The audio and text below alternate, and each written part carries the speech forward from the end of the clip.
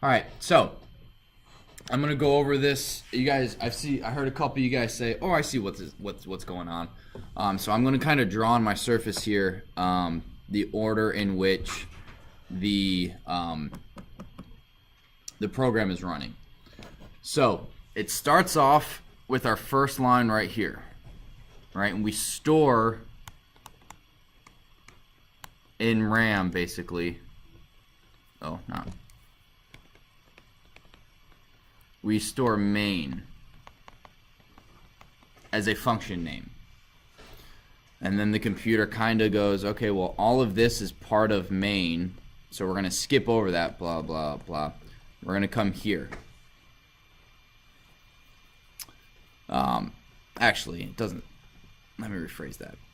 So then it comes in here, and what it actually does is it runs through the code twice. First looks for errors and stores stuff in memory. So if you have an error here and you forget this guy, it will tell you before it actually prints anything on screen that you have an error there. So what it does is it runs through this. So it gets to main, goes, okay, we're going to store main over here for later. Then we're going to come here. Okay, there's no error there. Oh, we have another function. Okay, we're going to have to keep that in mind. There's no error there.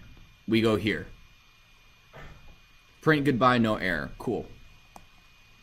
Oh, now we have message, so we got to put message over here because we're defining it. And we're going to come in here. There's no error. There's no error. Okay, awesome. Oh, all right. Now we've actually called the main function. We've stored it over here in the computer's memory. So what we're going to do is we're going to come up here, and we are not only are we going to, we've already checked it for errors and we know it works. There's no syntax errors. So you haven't forgotten a comma or anything like that.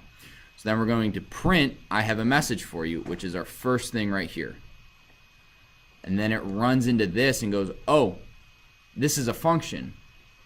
We've stored a function called message, so now we're going to move, let me erase all that, because that was the first round of going through. Now it jumps to here. It was, okay, this is message. We got to go through, we're going to print I am Arthur, we're going to print I am King of the Britons, and that's that there, and that there. And then what it does is it then goes back to here, and then continues to move on to the next line. And then we get print goodbye. And then when that's done, technically the code goes to right here. But since we don't have anything there, it stops running. It stops. Do you guys get how this kind of, wherever wherever you call the function, it jumps to where that function is defined? It's kind of like a bookmark. In a book, you put a bookmark in where you want to go back to read specific that one spot. No matter where you are in the book, you can easily find it.